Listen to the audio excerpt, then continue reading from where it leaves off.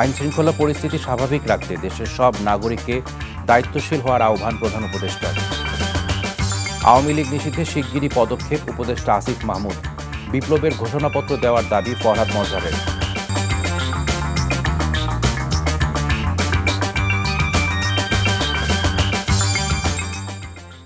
আসসালামু আলাইকুম।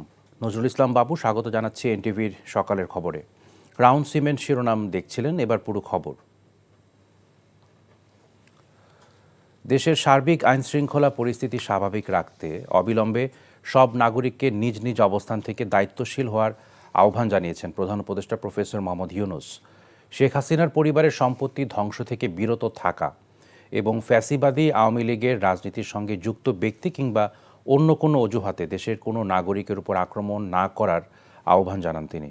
এক বিবৃতিতে তিনি বলেন, রক্তক্ষয়ী আন্দোলনের মাধ্যমে অর্জিত নতুন বাংলাদেশের বিজয়ীদের নিশ্চয়ই এমন কিছু করা উচিত হবে না যা দেশের বর্তমান গণতান্ত্রিক প্রতিষ্ঠানগুলোকে প্রশ্নবিদ্ধ করে এবং স্বৈরাচারী হাসিনার আমলের সঙ্গে তুলনা করার সুযোগ সৃষ্টি হয়। প্রধান উপদেষ্টা আরও বলেন, আইনশৃঙ্খলা পরিস্থিতি এবং সব বাংলাদেশের জীবন ও সম্পত্তি রক্ষার জন্য সরকার দেশের নিরাপত্তা বাহিনীর সাথে কাজ করছে। সম্পত্তি ধ্বংস, ব্যক্তির উপর আক্রমণ কিংবা কোনো ধরনের উস্কানিমূলক কার্যকলাপের মধ্য দিয়ে দেশকে অস্থিতিশীল করার চেষ্টা করা হলে আইন প্রয়োগকারী সংস্থা অবিলম্বে বিশৃঙ্খলা ও নৈরাজ্য সৃষ্টিকারী যে কারো বিরুদ্ধে কঠোর ব্যবস্থা নেবে বলেও জানান প্রধান উপদেষ্টা।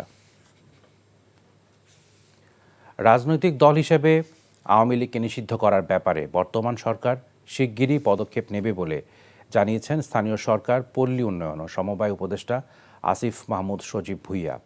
শুক্রবার বার্তা সংস্থা বাসসকে দেয়া একান্ত সাক্ষাৎকারে তিনি কথা বলেন। আসিফ বলেন, অগণতান্ত্রিক একগুঁয়েমি মনোভাব ও বিতর্কিত কার্যকলাপের কারণে আওয়ামী লীগকে নিষিদ্ধ করার ব্যাপারে রাজনৈতিক দলগুলোর মধ্যেও এক ধরনের ঐকমত্য তৈরি হচ্ছে। রাজনৈতিক দলগুলোর মধ্যে এমন ঐকমত্য তৈরি হলে সরকারের জন্য যে কোনো সিদ্ধান্ত বাস্তবায়ন করা সহজ হবে বলে মনে করেন উপদেষ্টা আসিফ।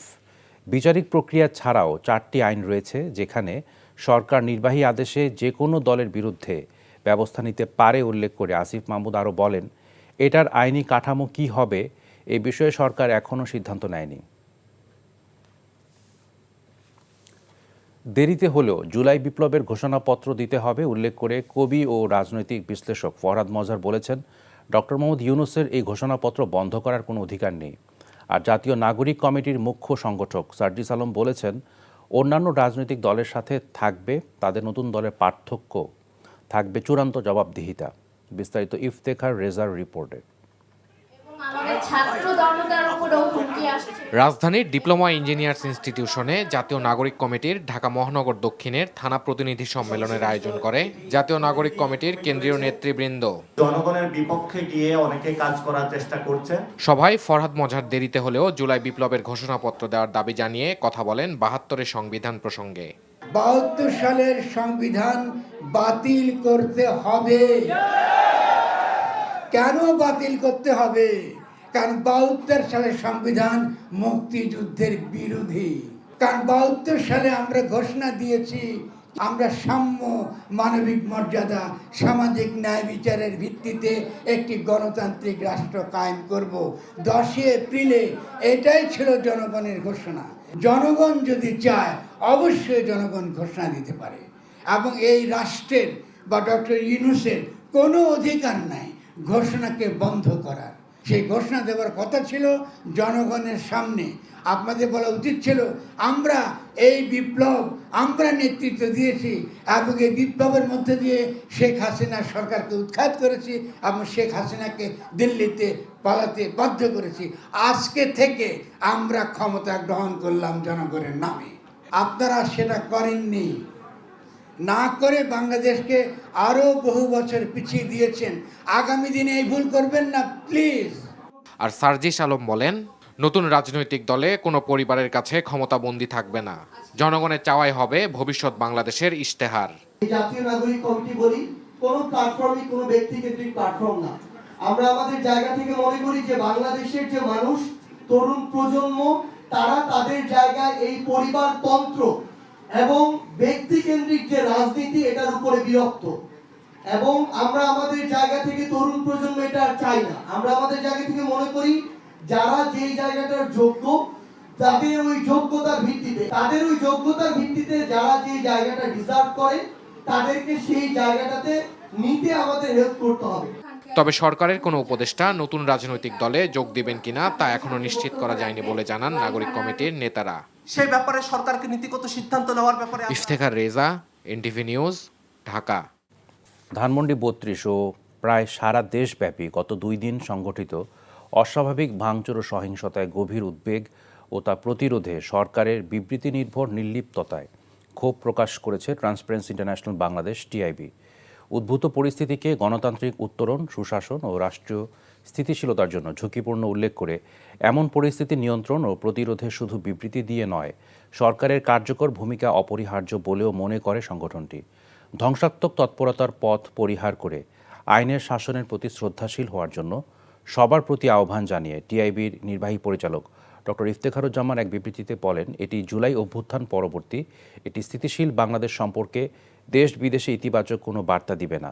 তিনি আরও বলেন, আগে থেকে সহিংস কর্মসূচির ঘোষণা থাকার পরও আইনশৃঙ্খলা বাহিনী ও সরকার কার্যকর নিয়ন্ত্রণ ও প্রতিরোধমূলক ব্যবস্থা গ্রহণ করতে আশঙ্কাজনকভাবে নির্লিপ্ততার পরিচয় দিয়েছে।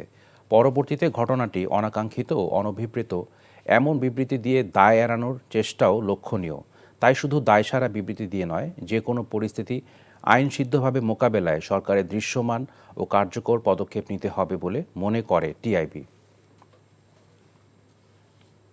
উস্কানিমূলক পদক্ষেপে অংশ নিয়ে দেশে নৈরাজ্য সৃষ্টি করলে গণতান্ত্রিক প্রক্রিয়ায় উত্তরণের পথ বাধাগ্রস্ত হবে বলে মন্তব্য করেছেন বিএনপি স্থায়ী কমিটির সদস্য সালাউদ্দিন আহমেদ। দেশে উদ্ভূত পরিস্থিতিকে আইন শৃঙ্খলা পরিস্থিতি শক্ত হাতে নিয়ন্ত্রণের জন্য অন্তর্বর্তীকালীন সরকারের প্রতি আহ্বান জানান বিএনপির এই কেন্দ্রীয় নেতা।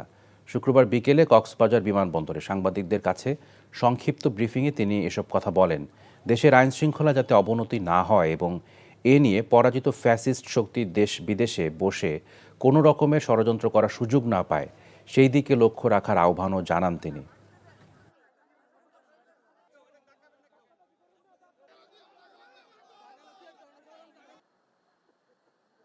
উস্কানিমূলক যে কোনো পদক্ষেপে আপনারা অংশগ্রহণ করবেন না। দেশে নৈরাজ্যকর পরিস্থিতির সৃষ্টি হলে ভবিষ্যতে গণতন্ত্রের পথে গণতান্ত্রিক প্রক্রিয়া উত্তরণের জন্য আমাদের বাধা আসতে পারে। অন্তর্বর্তীকালীন সরকারকে অনুরোধ করব, আপনারা শক্ত হাতে আইনশৃঙ্খলা পরিস্থিতি নিয়ন্ত্রণ করুন। জামাতে ইসলামের আমির ডাক্তার শফিকুর রহমান বলেছেন, শেখ হাসিনা ও আওয়ামী লীগ নেতারা পালিয়ে গিয়েও উস্কানিমূলক কথা বলছেন। দেশে উত্তপ্ত পরিবেশ সৃষ্টি করার কারণে যেসব ঘটনা ঘটবে এর দায় তাদেরকেই নিতে হবে। শুক্রবার সকালে নারায়ণগঞ্জের ওসমানী পৌর স্টেডিয়ামে জেলা ও মহানগর জামাতে ইসলামীর সমাবেশে প্রধান অতিথির বক্তব্যে তিনি কথা বলেন। জামাত আমির বলেন, আগে বিচার, তারপর সংস্কার ও নির্বাচন। শেখ হাসিনা ও আওয়ামী লীগ নেতাকর্মীরা যত টাকা চুরি করে বিদেশে পাচার করেছে তা ফিরিয়ে এনে জনগণের কল্যাণে ব্যয় করার দাবি জানান ডাক্তার শফিকুর রহমান। তিনি বলেন, আওয়ামী লীগ সাংবিধানিক সকল প্রতিষ্ঠান ধ্বংস করেছে। বৈষম্যহীন সমাজ গড়ার প্রত্যয় ব্যক্ত করেন জামাত আমির। নারায়ণগঞ্জ মহানগর জামাত আমির মোহাম্মদ আব্দুল জব্বারের সভাপতিত্বে সমাবেশে দলের কেন্দ্রীয় নেতারা উপস্থিত ছিলেন।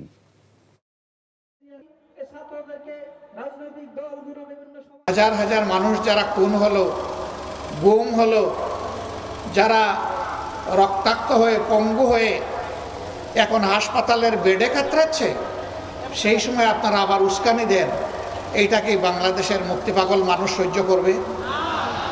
সুতরাং উস্কানির কারণে যত পরিবেশ সৃষ্টি হবে তার সমুদয় দায় উস্কানিদাতাদেরকেই নিতে হবে। তার সম্মান রক্ষার অধিকার, বিচার পাওয়ার অধিকার, স্বাস্থ্যসেবা পাওয়ার অধিকার, তার সন্তানের শিক্ষা পাওয়ার অধিকার, মানুষ হিসাবে মর্যাদার সাথে বেঁচে থাকার অধিকার, তার কাজের অধিকার, সব কিছু তার হাতে তুলে দিতে হবে। এটাই হচ্ছে স্বাধীনতার মূল চেতনা।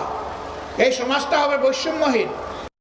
বাংলাদেশে নিজেদের দূতকে তলবের প্রতিক্রিয়া এবার ভারতস্থ বাংলাদেশের ভারপ্রাপ্ত হাইকমিশনারকে তলব করেছে নয়াদিল্লি। শুক্রবার ভারপ্রাপ্ত হাইকমিশনার নুরুল ইসলামকে তলব করা হয়।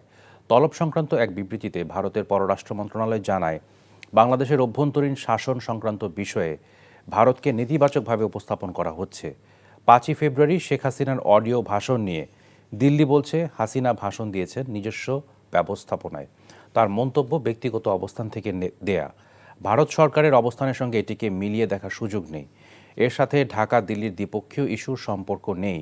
এর আগে এক বিবৃতিতে শেখ মুজিবুর রহমানের বাড়ি গুড়িয়ে দেওয়ার নিন্দা জানায় ভারত। পাকিস্তানের সেনাপ্রধান জেনারেল সৈয়দ আসিম মুনিরের সাথে সৌজন্য সাক্ষাৎ করেছেন বাংলাদেশের নৌবাহিনী প্রধান অ্যাডমিরাল মোহাম্মদ নাজমুল হাসান। রাওয়ালপিন্ডিতে এই বৈঠক অনুষ্ঠিত হয় বলে শুক্রবার এক বিবৃতিতে জানায় পাকিস্তানের আইএসপিআর। ছাত্র জনতার গণ অভ্যুত্থানে শেখ হাসিনার ভারত পলায়নের পর বাংলাদেশের সশস্ত্র বাহিনীর উচ্চ পর্যায়ের কর্মকর্তাদের সাথে পাকিস্তানি সেনাপ্রধানের এটি দ্বিতীয় বৈঠক। বৈঠকে অ্যাডমিরাল নাজমুল এবং জেনারেল আসিম বাংলাদেশ এবং পাকিস্তানের প্রতিরক্ষা সম্পর্ক জোরদারের উপর গুরুত্বারোপ করেছেন। তাছাড়া ভবিষ্যতের আঞ্চলিক নিরাপত্তা কৌশল নিয়ে আলোচনা হয়েছে বলে জানায় পাক আইএসপিআর।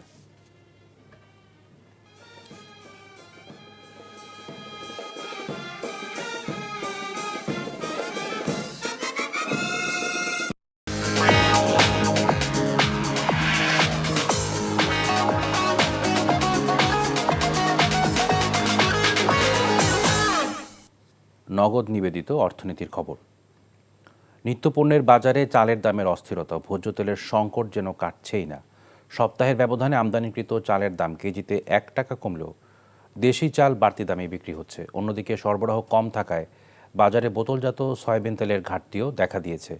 এছাড়া ব্রয়লার মুরগির দাম কিছুটা বাড়লেও আলু, পেঁয়াজ সহ অন্যান্য সবজির দাম কমেছে। আরাফাত ইসলামের রিপোর্ট। গত 1.5 মাস ধরেই সব ধরনের চালের দাম কেজিতে 8 থেকে 10 টাকা পর্যন্ত বেড়েছে। এর ফলে সরকার বাজার নিয়ন্ত্রণে সম্প্রতি চাল আমদানি করে, যার প্রভাবে আমদানিকৃত চালের ক্ষেত্রে দাম কিছুটা কমলেও বাড়তি দামই রয়েছে দেশি চাল। বাজার যে পরিমাণে বাড়াইছে ওই পরিমাণে তো কমায় নাই। আমরা তো আড়তে জিজ্ঞেস করি যে কেন কমে না, মিলের দাম কমলে সে আমরা কমাবো। দেশি চালের দাম 10 থেকে 12 টাকা ডিফারেন্স হয়ে গেছে, কমছে মাত্র 1 টাকা 1.5 টাকা এরকম কমছে। আর আমদানিকৃত চাল যেগুলো ওগুলো মোটামুটি দাম কম আছে।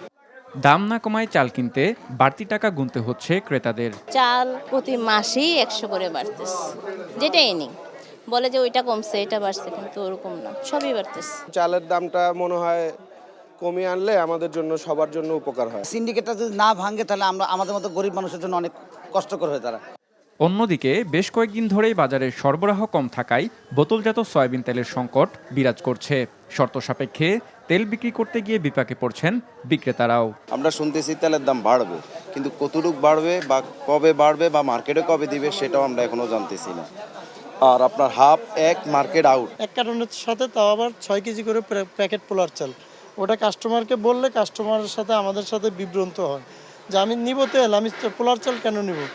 গেল সপ্তাহের তুলনায় আলু ও পেঁয়াজের দাম কেজিতে 5 টাকা করে কমেছে। তবে সপ্তাহের ব্যবধানে ব্রয়লার মুরগির দাম কেজিতে 10 টাকা বেড়ে 200 টাকা ও সোনালী মুরগি কিছুটা কমে 300 টাকায় বিক্রি হচ্ছে। রমজানকে কেন্দ্র করে নিত্যপণ্যের বাজার স্থিতিশীল রাখতে কঠোর তদারকির তাগিদ ভোক্তাদের। রমজান আমাদের ধর্মীয় অনুভূতির মাস, সেই মাসে যাতে দ্রব্যমূল্যের কোনো রকম বৃদ্ধি না হয় সরকার সেদিকে সচেষ্ট থাকতে হবে। পাশাপাশি দোকান এক রকম দাম, যেমন ধরেন ব্রয়লার এখানে চাইলো 200 টাকা আর এক চাই 220 টাকা। যারা চাকরিজীবী আমাদের এই নির্দিষ্ট ইনকাম দিয়ে আমাদের জন্য আসলে হাহুতাশ ছাড়া আর কিছু করার নাই। আমাদের স্যালারি কিন্তু দিন দিন ওই রকম বাড়ছে না। সরবরাহ বাড়ায় প্রায় সব ধরনের সবজির দাম কমতির দিকে। এছাড়া মাছের দাম অপরিবর্তিত থাকায় কিছুটা ক্রেতার নাগালের মধ্যেই রয়েছে। আরাফাত ইসলাম, এনটিভি নিউজ, ঢাকা। আইন শৃঙ্খলা পরিস্থিতি স্বাভাবিক রাখতে দেশের সব নাগরিককে দায়িত্বশীল হওয়ার আহ্বান প্রধান উপদেষ্টার। আওয়ামী লীগ নিষিদ্ধে শিগগিরই পদক্ষেপ উপদেষ্টা আসিফ মাহমুদ। বিপ্লবের ঘোষণাপত্র দেওয়ার দাবি ফরহাদ মজহারের। সহিংসতা স্থিতিশীলতার জন্য হুমকি টিআইবি। গণতন্ত্রে উত্তরণের পথে বাধা সালাউদ্দিন আহমেদ। গাজীপুরে সাবেক মন্ত্রী মোজাম্মেলের বাড়ি ভাঙচুর, অগ্নিসংযোগ, স্থানীয়দের পাল্টা হামলায় 20 জন আহত। এই ছিল সকালের খবরে। এই খবরের ভিডিও সহ আপডেট জানতে ভিজিট করুন এনটিভি অনলাইন www.ntvbd.com। এছাড়াও এনটিভির জনপ্রিয় সব অনুষ্ঠান ও খবরের আপডেট জানতে ভিজিট করুন আমাদের ইউটিউব ও ভেরিফাইড ফেসবুক পেজ। ধন্যবাদ সবাইকে।